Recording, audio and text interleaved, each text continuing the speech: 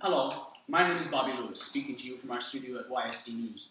Today, April 1st, 1999, is a historic date for Canadians. Canada welcomes the new territory of Nunavut to the family.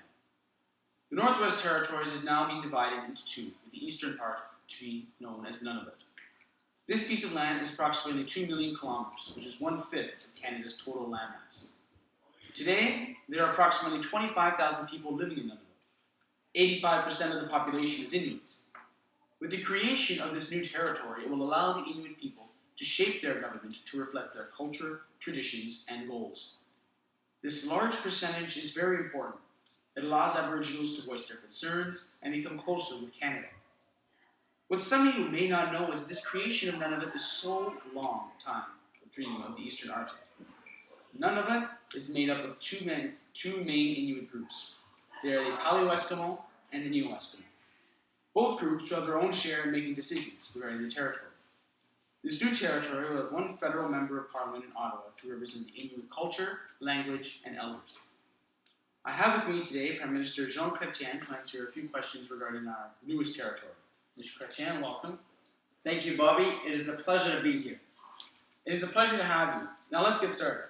Mr. Prime Minister, why was the name Nunavut chosen, and is there a symbolic meaning? Well, Bobby, we chose the name Nunavut because it means our land in Inuktitut. We chose this name because Inuits will run the land, and it is part of Canada that will be theirs to keep. They will now have a voice in our government, and this is a very proud moment, not only for them, but also for Canada as a whole. The capital city of this land will be called Iqaluit, which means many fish. Nunavut is also the first piece of land governed by the Aboriginals. Having said all this, I do not see any reason why it shouldn't be called our land. It truly is theirs. Hello, my name is Adam Jones from CNN News. Was the idea of separation new, or has this been in the works for a while? Talks of this separation have been going on since 1976, when the Inuit Tepurasat of Canada asked the federal government to map out the boundary line between the eastern and western parts of Northwest Territories.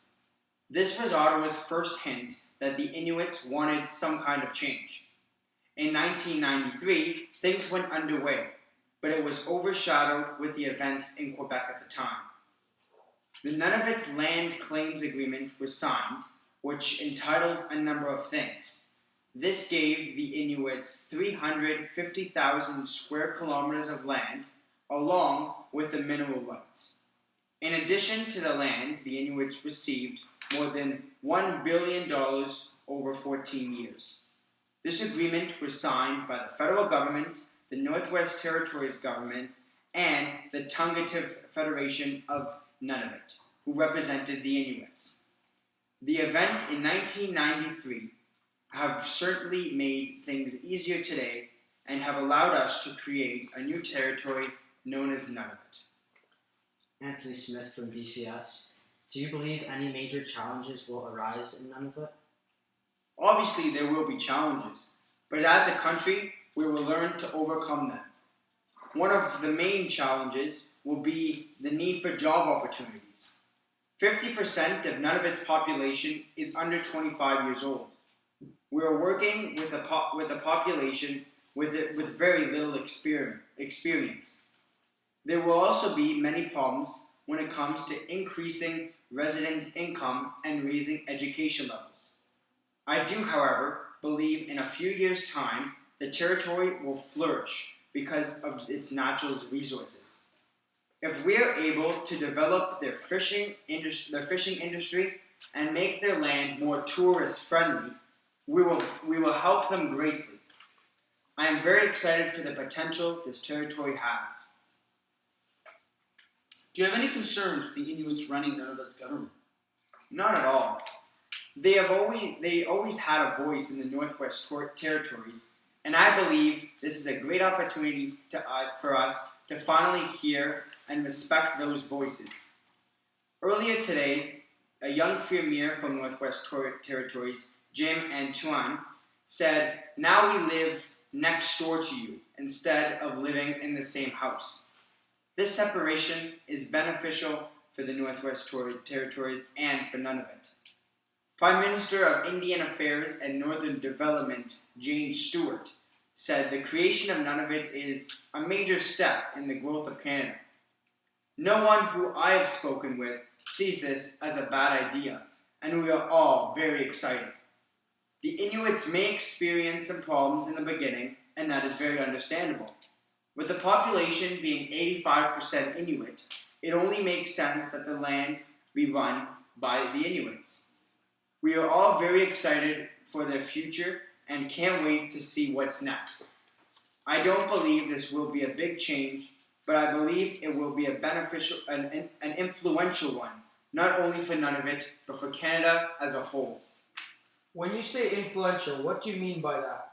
How is this significant to Canada? Because I am sure that many people do not feel like this is a beneficial move. You know, the Aboriginals have been part of Canada since before we even became a country. Early on, we had many issues. Not to mention, we had different ideas and different visions.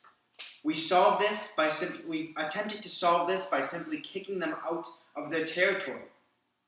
Now, we are fortunate enough to have them wanting to be a part of our government. How could you say no to something like this? Including the Inuit people in our government and giving them a say is a huge step for Canada. It truly speaks volume.